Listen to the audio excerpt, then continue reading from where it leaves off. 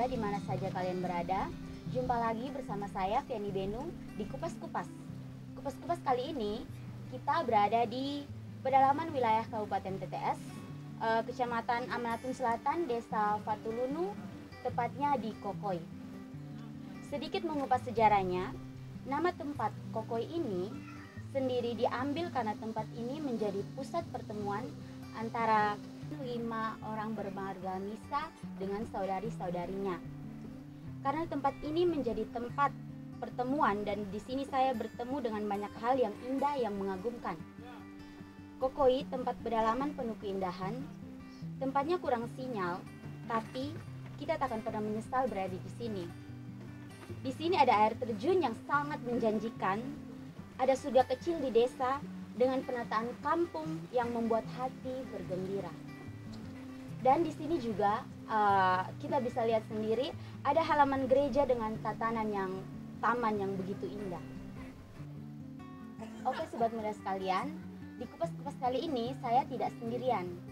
Saya bersama dengan bapak-bapak di sini, Bapak Yusuf selaku ketua stasi, Bapak Servas selaku guru agama, Bapak Peter sebagai tokoh umat, dan Bapak Prit sebagai penggerak OMK di sini. Bagaimana kabar-kabar Bapak sekalian? Baik, mungkin luar biasa.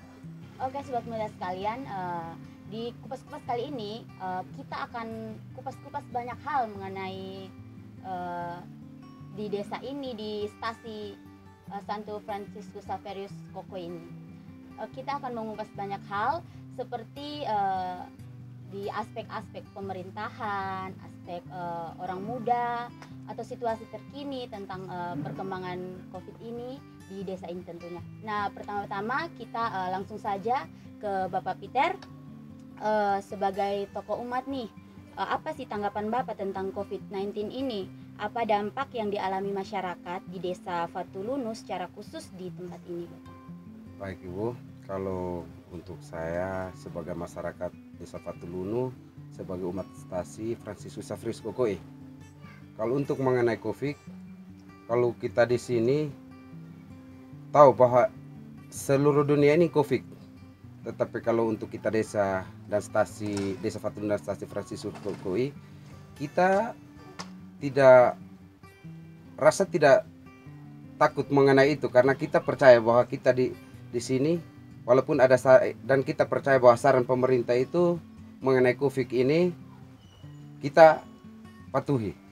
Yang pertama tipitap,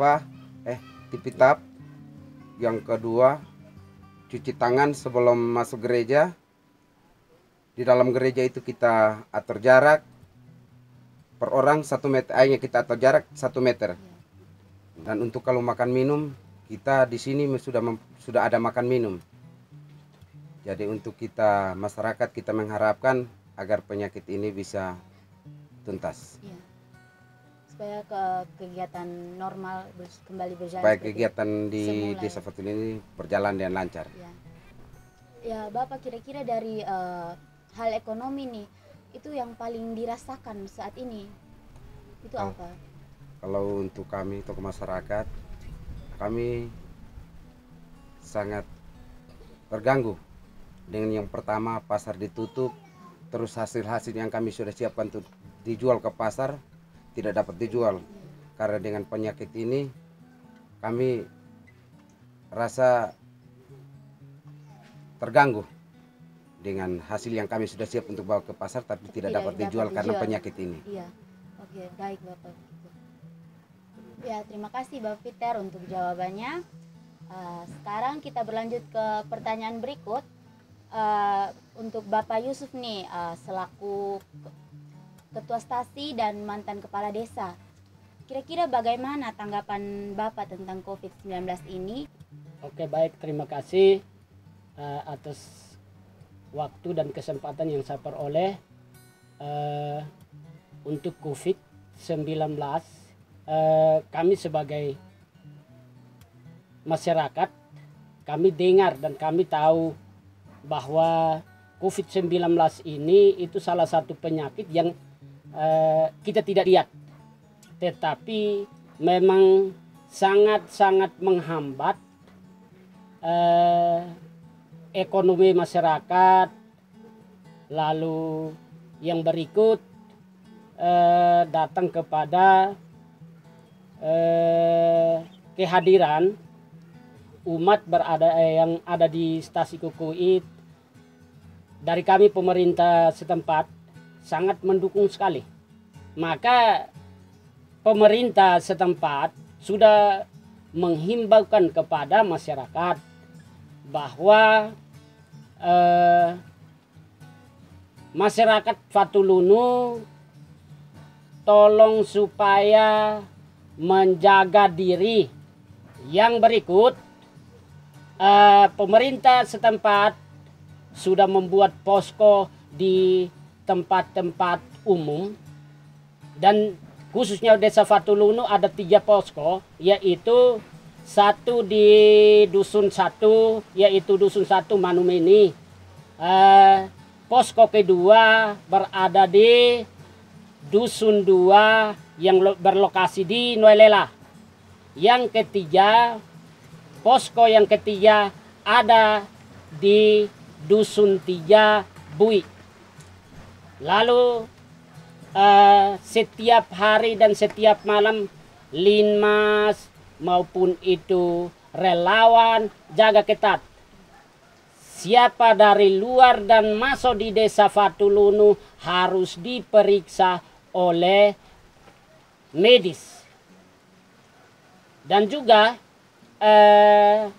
persiapan dari medis, selalu kita masuk atau ada yang keluar jalan pergi di mana, pulang datang harus selalu diperiksa. Itu pakai alat, jadi ada center di tes. Jadi mohon maaf kami tidak tahu itu alat apa, tetapi kami hanya tahu bahwa itu ada periksa suhu. Iya, pengukur suhu. Periksa suhu. Jadi kami sebagai pemerintah setempat terima kasih juga kepada pemerintah atas maupun kepada medis yang sangat-sangat membantu kami di desa ini, dan doa-doa dan semua kita yang ada di bumi ini kita memohon rahmat Allah supaya kalau bisa COVID ini dia stop dan berakhir sudah di saat ini. Terima kasih dan waktu saya kembalikan. Ya baik Bapak. Jadi kalau relawan itu berarti dari pemerintah maupun masyarakat tuh saling bekerja sama ya Bapak? Iya benar. Untuk di sini selalu dari pemerintah setempat biasanya bekerja sama dengan umat beragama. Baik dari Protestan maupun Katolik. Begitu Ibu. Ya, Sobat Muda sekalian, kita beralih ke pertanyaan berikut. Kepada Bapak Serva selaku tokoh agama dan guru agama juga, Bapak bisa di sini Bapak bisa bercerita secara garis besar tentang sejarah Gereja Katolik di sini. Oke, terima kasih Ibu. Kalau mengenai sejarah Gereja Katolik masuk di sini, yaitu mulai dari pastor ke pastor, yaitu pastor pertama yang masuk ke sini membawa Gereja Katolik yaitu Pater Yohanes Koi. Yang waktu itu bertugas di Paroki Arios Niki-Niki. Paroki Arios Niki-Niki datang sampai sudah 20 lebih pastor, yaitu 23 pastor sampai Romo Robinson Seran itu pastor terakhir untuk untuk stasi KKI. Mulai dari Pastor Koi datang sampai Romo Robi dan Romo Peter. Waktu itu kami masih satu paroki, yaitu Paroki Pusat Unlasi. Tetapi dengan adanya perkembangan umat di sini memang baik, makanya kami dimekarkan menjadi 2 paroki, yaitu Paroki Baru Nuetoko, Santo Fransiskus Xavierus Nuetoko, dan yang sekarang kami dari stasi KKI, kami bangga bahwa sudah ada penempatan seorang pastor, yaitu Pastor Robinson Seran, yang sementara beraktivitas di stasi KKI dengan adanya begitu banyak cara dan menata stasi KKI sampai stasi KKUI ini bisa menjadi Indah. indah sekali seperti ini. Jadi mungkin secara garis besar ya mungkin sejarah gereja Katolik yang masuk di sini yaitu dibawakan oleh almarhum Bapak Thomas Taus Kolo yang membawa gereja Katolik masuk ke sini pada tahun 60 dengan sekolah SD Yasori KKUI dengan tahun 58. Sedangkan gereja menyusul tahun 60 dan berkembang sampai saat ini. Dan kalau melihat perkembangan iman umat di sini memang sangat luar biasa, dan untuk persatuan dan kesatuan kinerja kerja umat di antara dua gereja yaitu gereja Katolik dan gereja muda sangat luar biasa. Dengan kehadiran Romo Robi ini kami umat dari stasi KKUI sangat senang sekali, kami sangat bangga karena dengan adanya beliau ya kami stasi KKUI ini luar biasa. Mungkin itu saja Ibu. Ya, baik Bapak. Oke, baik Bapak. Tadi Bapak bilang perkembangan iman umat di sini sangat luar biasa. Kira-kira luar biasanya nih di mananya nih Bapak? Seperti apa dari perkembangan dari berapa kakak dulu atau sampai sekarang tuh berapa kakak dan berapa kapela berapa? Oke, terima kasih Ibu. Kalau mengenai perkembangan iman umat di sini luar biasa, karena dengan adanya gereja Katolik masuk pertama kali di sini hanya dengan menciptakan 13 kakak. Dari 13 kakak ini sampai saat ini berkembang menjadi 106 kakak.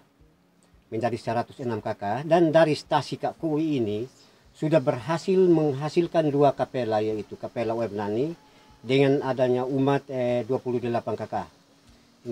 Sedangkan untuk kapela Nunsena sementara masih tersendat-sendat karena mungkin dari pelayanan kami sebagai pemuka umat ini mungkin tidak begitu ini, sehingga sampai saat ini masih belum jelas. Maka dengan adanya perkembangan iman umat di sini memang sangat luar biasa itu. Ya baik Bapak. Jadi kira-kira karena perkembangan iman umat ini sangat luar biasa, menurut Bapak Fritz sebagai penggerak OMK ini, bagaimana sih situasi OMK di stasi ini? Terima kasih Ibu. Berbicara soal OMK ini, menurut pemahaman saya bahwa OMK itu sebenarnya hanya terjadi untuk orang muda yang benar-benar orang muda. Tetapi kenyataannya bahwa sedikit menjelaskan bahwa orang muda itu walaupun dia sudah tua, tetapi jiwanya masih muda. Dan itulah yang kita ambil sebagai orang muda Katolik. Berkembangnya orang muda Katolik ini, kehadiran saya di sini 2-3 tahun yang lalu, kehadiran saya di sini sedikit merekrut perkembangan OMK di sini, tetapi tidak terlalu berkembang. Dan kemarin-kemarin setelah Romo Robi hadir di tempat ini di stasi KKUI, dan stasi KKUI ini mungkin kami anggap sebagai Bethlehem dan Nazaret yang ada di sini, sehingga dengan kehadiran Romo Robi atas seizin Pastor Paroki Romo Peter mengizinkan untuk membantu dan melayani kami di stasi KKUI dengan sakramen. Tetapi kenyataannya setelah melayani kami dengan sakramen, kenyataannya bahwa tidak hanya melayani kami dengan sakramen, tetapi juga melihat kami dengan pembangunan yang begitu berkembang. Dan untuk OMK di sini juga sesuai dengan motivator terhebat kami, Robi Seran hadir di tempat ini, sedikit merekrut banyak OMK yang ikut campur tangan atau ikut bergabung dalam pembangunan ini, sehingga pekerjaan ini hampir-hampir bukan saja 1 minggu 2-3 hari, tetapi hampir-hampir saja setiap hari. Setiap hari selalu berada di sini untuk mendukung kembali motivator terhebat kami, Robi Seran, untuk membangun stasi KKUI, di mana kami menganggap bahwa stasi KKUI adalah Bethlehem dan Nazaret kami. Terima kasih. Ya, sangat luar biasa ya Bapak. Ya tadi Bapak sudah bilang tentang motivator. Kira-kira apa sih bukti nyata dari orang muda di sini tempatnya? Ya. Bukti nyata kehadiran kami sebagai OMK, kebetulan saya juga yang menggerakkan OMK. Bukti nyata yang paling pertama itu kami sudah membuat grup Facebook. Grup Facebook itu saya merangkum semua anak-anak rantauan yang merantau di luar. Di sana juga saya memotivasi mereka untuk memberi sumbangan. Sumbangan yang pertama yang mereka hasilkan adalah lapangan bola voli. Bukti. Yang kedua, sumbangan yang kedua juga, pastoran juga kami sedikit ambil bagian dalam pembangunan pastoran OMK, terus anak-anak rantauan juga tergabung dalam OMK ini. Yang ketiga, sampai saat ini juga kami sudah membuat grup WA, dan grup WA juga barusan sekitar 2 bulan yang lalu, tetapi sudah terisi di rekening mungkin 2 juta lebih. Yang ketiga, bukti yang berikut adalah tempat ini kita masih betah sampai saat ini untuk membuktikan bahwa keindahan tempat ini sangat luar biasa. Itulah Bethlehem KKUI dan Nazaret KKUI. Terima kasih. Jadi Bapak ini nih sangat menarik nih. Dan tadi Bapak bilang berkomunikasinya lewat media sosial ya, seperti Facebook, WA. Nah di sini kan belum ada jaringan untuk internet, apalagi listrik ya Bapak. Jadi itu bagaimana ya Bapak cara berkomunikasi dengan OMK yang dari luar? Terima kasih Ibu. Kalau ada kemauan pasti ada jalan. Yang paling pertama bahwa memang benar tempat ini tidak ada jaringan. Media sosial sangat menghambat. Tetapi yang paling pertama saya bilang bahwa ada kemauan pasti ada jalan. Di rumah saya juga jaringan full. Kekurangan kami hanya di listrik, tetapi hanya sebatas kami cas pakai aki juga kami bisa berjuang untuk membuka itu. Lalu kami menjalankan komunikasi melalui media sosial. Terima kasih. Terima kasih buat Bapak Frit sebagai penggerak OMK atas jawabannya. Oke Bapak-Bapak sekalian, terima kasih untuk waktunya. Kita sudah berbincang-bincang tentang perkembangan iman di sini dan tentang keindahan stasi ini. Terima kasih. Terima kasih Ibu. Ibu. Terima kasih juga. Oke Sobat Muda sekalian, episode Kupas-Kupas kali ini berakhir di sini. Dan untuk informasi bagi Sobat Muda, bisa mengunjungi tempat ini karena di tempat ini memiliki berbagai destinasi wisata seperti air terjun Oenitas, sumber mata air yang jernih dan suasana tempat yang sangat menyejukkan mata ini. Di kampung yang indah ini, penduduk setempat mempunyai semboyan atau quotes nih yang berkata bahwa kita di kampung tapi tidak kampungan. Oke Sobat Muda, jangan lupa dukung channel YouTube kami OMK Santo Gregorius Agung Oeleta dengan cara like, komen, dan subscribe, dan share sebanyak-banyaknya ke media sosial Sobat Muda sekalian. Salve!